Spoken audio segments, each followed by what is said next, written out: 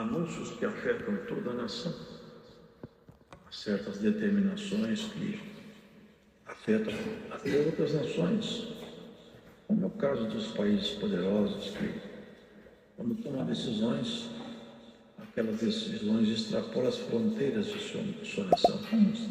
Os Estados Unidos agora têm feito, com a sua política externa, muitas decisões dos Estados Unidos têm afetado o mundo todo, por causa da imponência, da pujança do poder daquele país, tanto do ponto de vista econômico, quanto do ponto de vista militar. Então, os anúncios, eles têm tanta autoridade quanto aquele que o anuncia. Uma republiqueta, os anúncios de um presidente de um país de terceiro mundo não afetam ninguém. Mas quanto mais poderoso o país, mais então aqueles anúncios trazem efeito prático. Agora imagine vocês, o anúncio feito pela Suprema Presidência da Glória, do absoluto poder eterno. Precisamente isso que nós vimos aqui. Uma proclamação feita por Deus para abranger todo o planeta. Uma proclamação de um projeto divino que agora nós conhecemos, mas quando Isaías ele escrevia isso, movido pelo Espírito de Deus, ele não sabia, ele não conhecia. Aliás, nada do que nós vimos ele viu, apenas creu, mas ele foi um arauto, um porta-voz. E ele começa esse capítulo falando assim: o Espírito do Senhor Jeová está sobre mim, porque o Senhor me ungiu para pregar boas novas aos mansos. Percebe que ele não fala de si mesmo aqui. Esse anúncio reporta alguém muito maior do que ele. Ele está anunciando que alguém muito poderoso chegaria um momento que tomaria algumas ações, faria certas decisões acontecerem no plano terreno. O Espírito do Senhor Jeová está sobre mim, porque o Senhor me ungiu para pregar boas novas aos mansos. É o que foi anunciado a Maria. Esse menino vai ser para edificação de muitos, mas vai ser a queda de outros tantos. Quem se apoiar nele para construir a sua vida vai construir uma base sólida, mas quem se levantar contra ele vai ser esmagado por essa pedra. É uma pedra de escândalo e uma pedra de tropeço. Esse é o anúncio do Senhor Jesus. É o assinalamento da unção que viria sobre Jesus Cristo para pregar boas novas. Sabe o que significa evangelho? Significa boas novas. Aqui ele está falando sobre o anúncio do evangelho. Esse evangelho que quando a pessoa recebe, entende, ele começa a se transformar. E ele fala de uma forma tão bonita, né? Enviou-me a restaurar os contritos de coração, a proclamar liberdade aos cativos e abertura de prisão aos presos. Quer dizer que aqueles que estavam com o coração amargurado, cansado, ele ia restaurar o coração deles. Ele tinha remédio para isso. E também, irmãos, ele ia proclamar a liberdade aos cativos e abrir a prisão dos presos. Isso aqui até hoje, irmãos, ecoa, vai ecoar até o último momento essa maravilhosa proclamação. Jesus continua restaurando corações, ele continua proclamando liberdade aos cativos e continua abrindo a prisão para os presos. Todos quantos foram feitos prisioneiros nessa grande guerra universal só podem ser soltos por aquele que tem o poder em si mesmo. Ele se veste da própria glória. Ele levou cativo o cativeiro. Está escrito, subindo ao alto, levou cativo o cativeiro e deu dons aos homens. Abriu a prisão, abriu a porta da prisão. Isso aqui nós temos que dar muito valor, irmãos, muito valor, porque a nossa vida, ela foi ressignificada, ela foi muito valorizada. Deus colocou em Cristo para nós um valor que nós não tínhamos, nos deu um valor muito alto. Ele soltou cada um de nós das amarras da morte. As pessoas em fora estão vestidos de vestidos da morte. O pecado é um pacto com a morte. Quem vive em pecado não tem saída para ele. Se não abandonar o pecado e se vestir de salvação, nunca vai ver algo. E Deus tirou o irmão, tirou a irmã, restaurou os corpos. Você está com o coração contrito? Tem alguma coisa que te perturba muito? Aqui é um consultório bom para você. Sabe por quê? Jesus Cristo prometeu que Ele vai restaurar seu coração. Está coração que está com medo, está assustada, está cansada, está aflita? A palavra de Deus, ela tem a propriedade de entrar dentro dos seus ouvidos e descansar seu coração na esperança de que Ele vai te ajudar. Isso é fé, é fé. A palavra de Deus, ela pode fazer isso. Nós pela fé, tá? Um dia um irmão me deu uma sementinha de, como chama lá, mostarda. Irmão desse tamanho assim, desse tamanho foi uma sementinha. Se vocês tiverem fé, igual a semente de mostarda, mas é isso aqui, irmãos, ó. Você fala com a montanha, lança-te no mar. E eu te falo, se a sua fé for desse tamanho, eu digo que aquela montanha vai ser lançada no mar. E ele fala que essa sementinha é menor, mas quando ela é lançada no chão e cresce, ela fica a maior de todas as hortaliças, uma árvore grande. E é assim que acontece conosco. Deus tirou você da cadeia para que essa semente frutifique e se faça uma árvore grande em você. E você possa proclamar a salvação, como fez Isaías. Levar para as pessoas uma palavra de conforto. Aquele que está angustiado e aflito, uma palavra que escuta às vezes, sara. E tem irmãos que têm dons e nem percebem. Aqui em São Paulo, numa certa igreja, tinha um irmão que tinha um dom e alguns irmãos perceberam. O dom dele, não sei se ele soube depois. Mas se a pessoa estivesse muito aflita, muito cansada e saudasse ele, quando ele falava assim, a paz de Deus, entrava um poder de Deus na pessoa e ela não tinha mais cansaço, medo, entrava uma paz no coração dela. Tinha um amigo meu que falou assim, irmão Luiz, tem muitos irmãos que ficam esperando esse irmão depois da igreja. Ele não sabe, mas quando ele fala paz de Deus, o descanso de Deus entra no coração. Você acredita nessas coisas bonitas? Sabe o que é isso? É Cristo manifestando-se entre nós. Nós fomos soltos. Nós fomos soltos.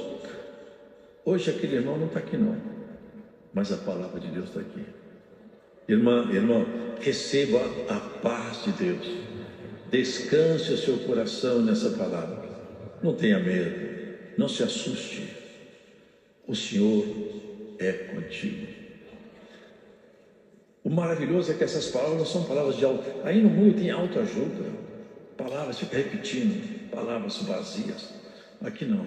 Aqui é o Senhor que encaminhou para nós um relacionamento maravilhoso. Se você crê, eu posso fazer tudo. Sementinha de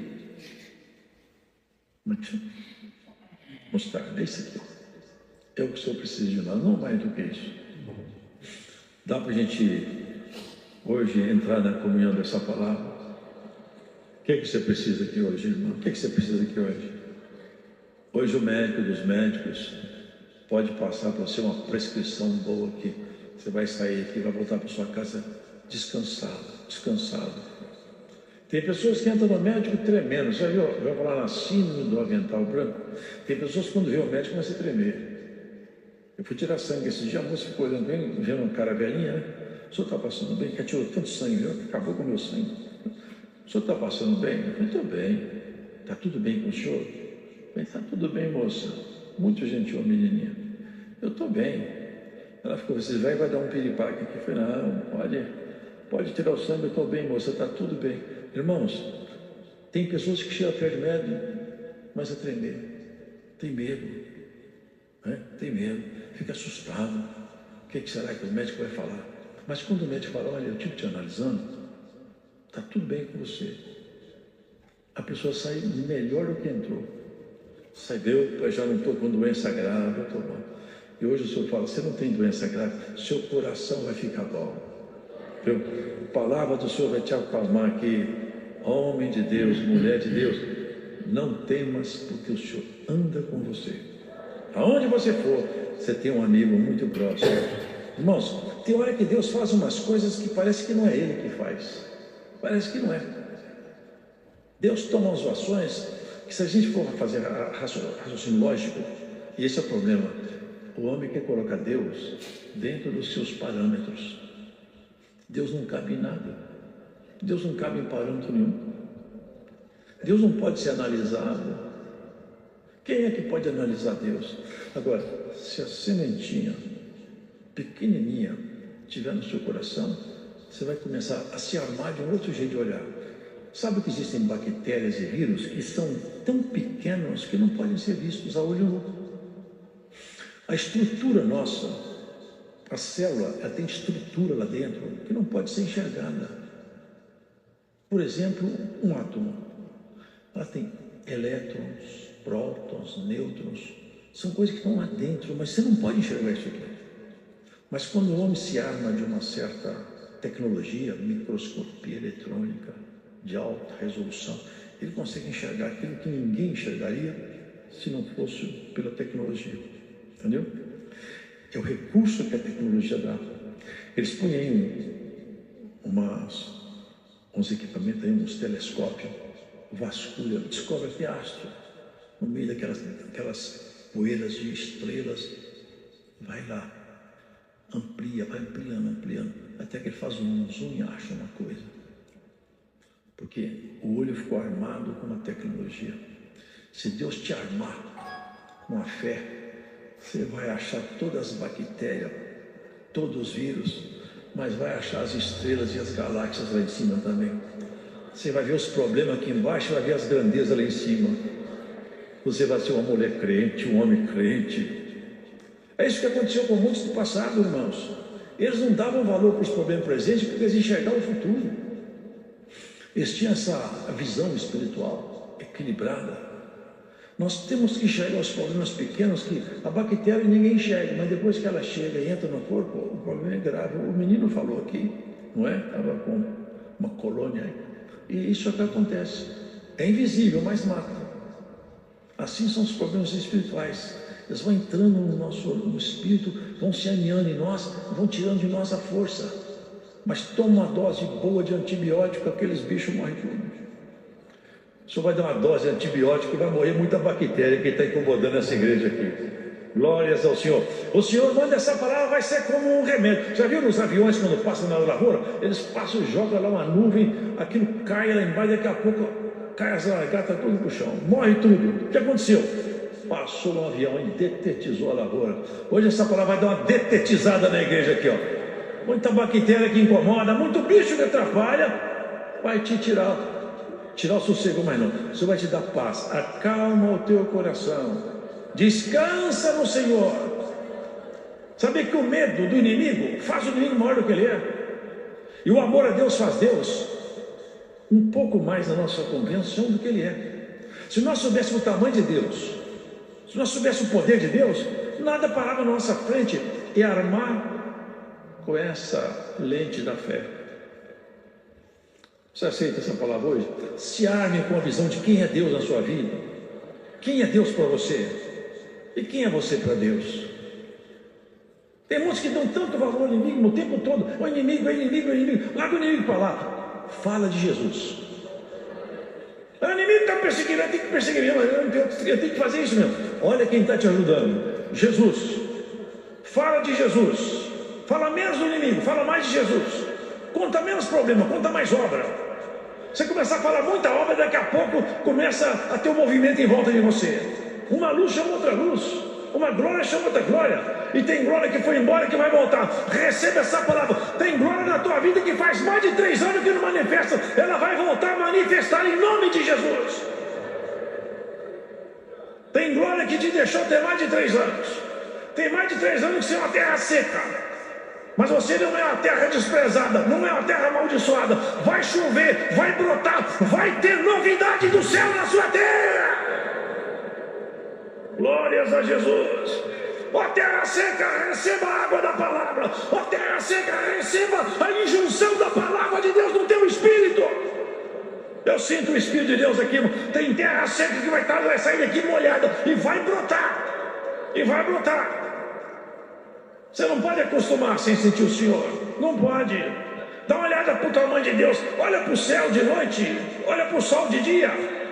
Esse negócio aí tão grande. Isso aqui para Deus não é nada. Isso aqui tudo para Ele, ó, é nada. É nada.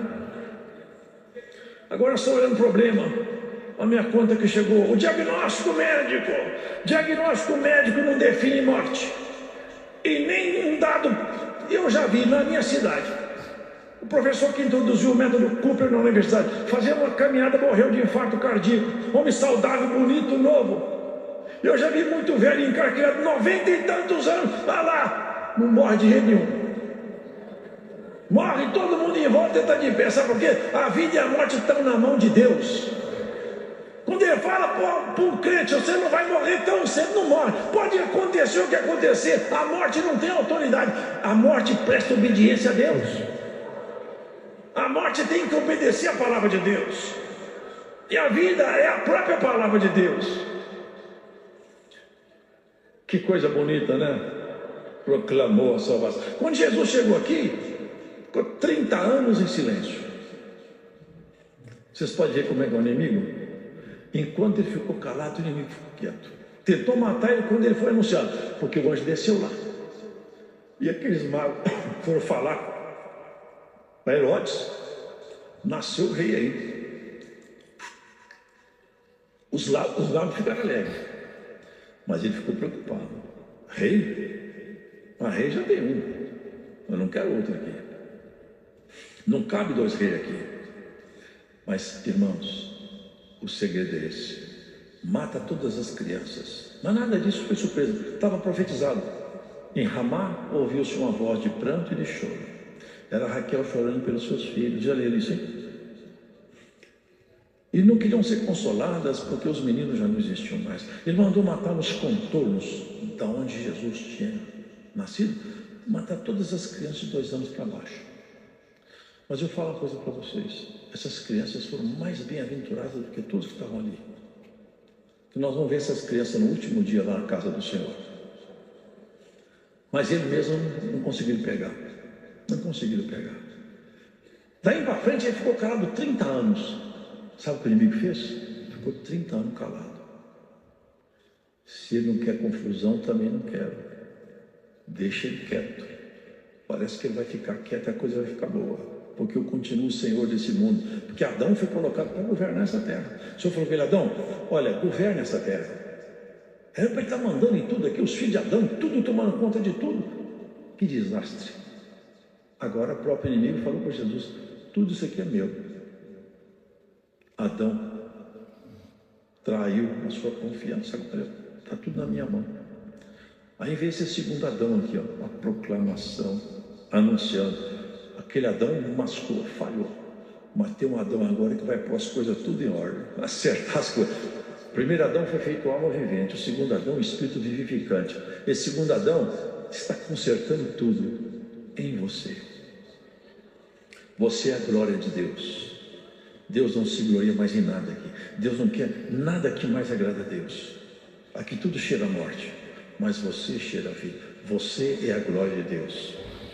Quando Deus te olha, Deus se alegra. Você acredita que Deus fica alegre olhando você? Ele se alegra com você. Ele se alegra com você. Recebe essa palavra. Deus se alegra com você. Com toda a sua baixa estatura espiritual, com seus defeitos constantes, escuta isso. Deus se alegra com você. Povo meu, alegria minha, diz a palavra. Deus se alegra com você. Deus gosta de você. Deus gosta da sua constância. Mesmo quando você dá umas mascadas, você está aqui outra vez. Árvore plantada junto ao ribeiro de água. Ninguém te arranca desse lugar. E ninguém vai impedir de aparecer fruto aí. 30 anos quieto, tudo ficou quieto. Mas de repente o pregador começou a pregar. De repente o carpinteiro largou seu ofício e veio cumprir seu objetivo. Numa festa, num dia, o Simão lembra, no casamento, ele tinha falado para Maria: ó, vou começar a fazer os sinais para os quais eu fui chamado para me identificar como Messias. Ela sabia. É tanto que ela estava esperando um sinal, acabou o vinho.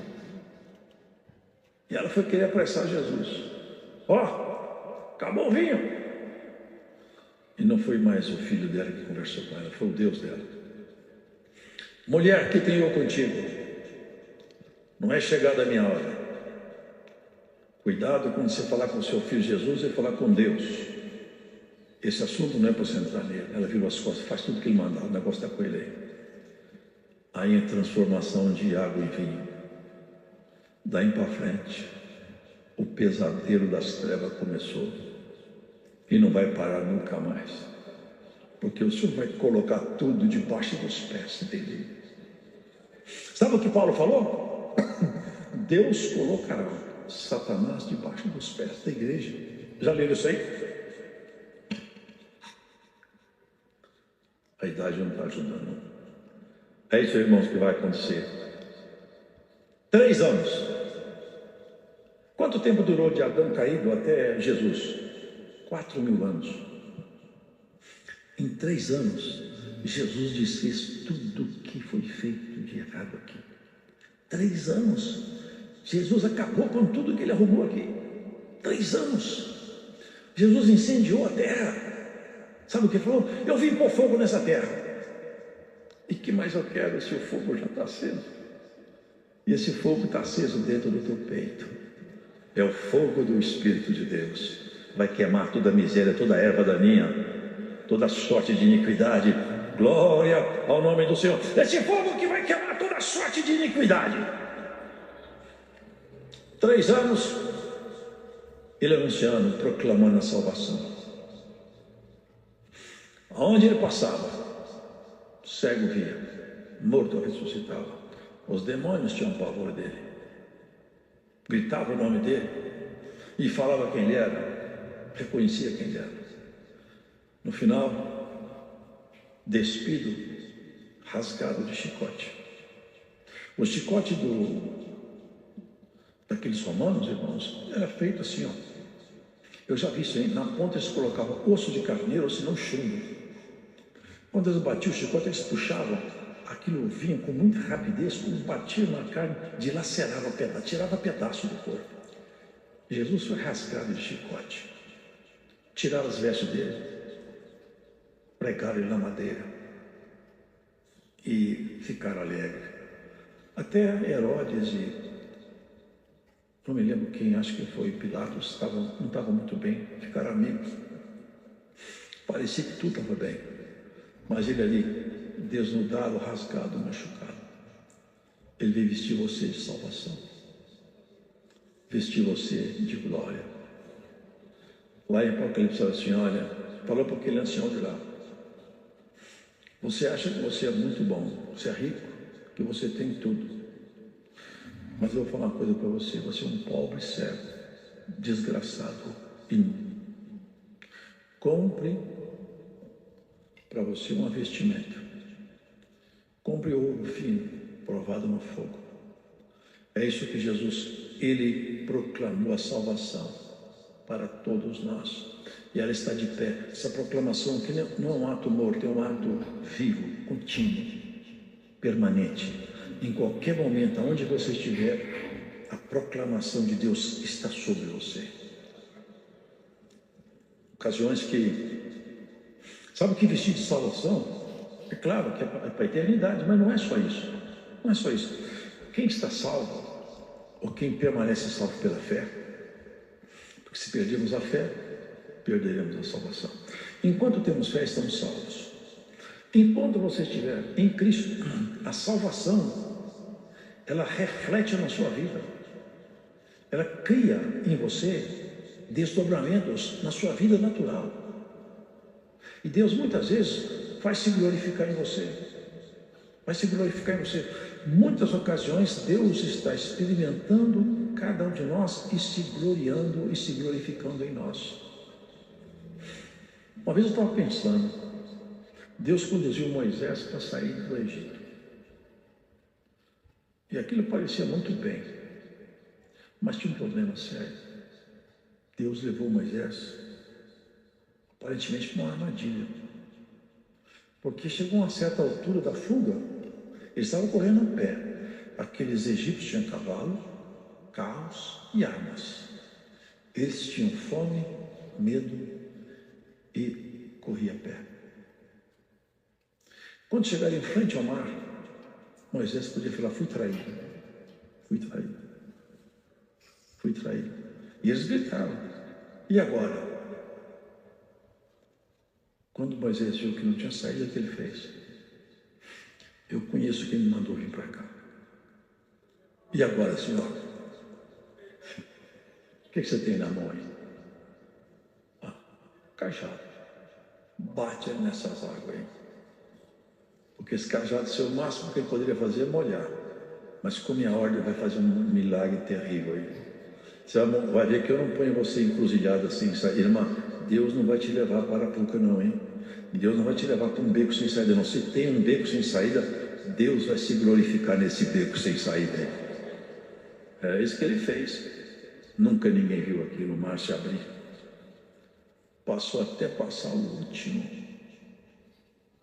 Ainda soprou grito: olha lá para trás, estão chegando. Entraram pelo mesmo caminho. O sacerdote saiu o último. Olha, estão lá dentro do caminho que eu abri. Mas o caminho que eu abro é só para o meu povo passar. Daqui a pouco as águas fecharam com tanta violência que eles foram massacrados pela coluna.